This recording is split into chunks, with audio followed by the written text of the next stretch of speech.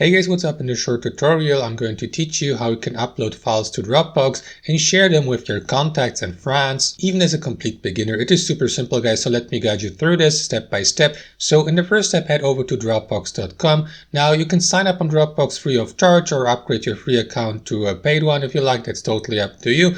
Let me log into my account I created for demonstration purposes by clicking on login here. Alright, so once you're inside your account on Dropbox, simply head over to the home section. You can access it by clicking on that home button in the top left corner.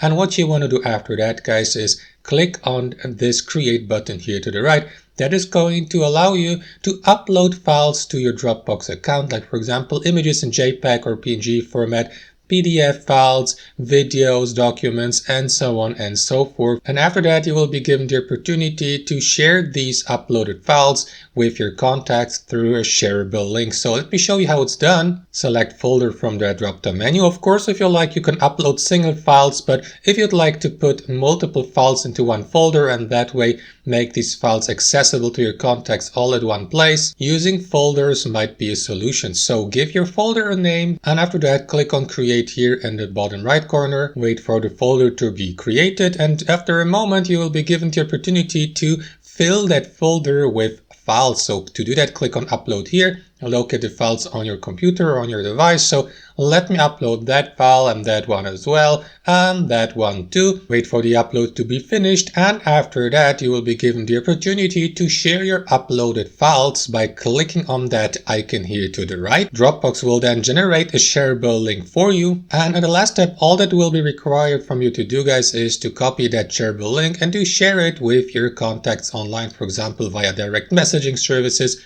posts on social media, newsletters, emails, and so on and so forth. And that's basically it. As you can see, super simple. Thanks for watching and have a wonderful day.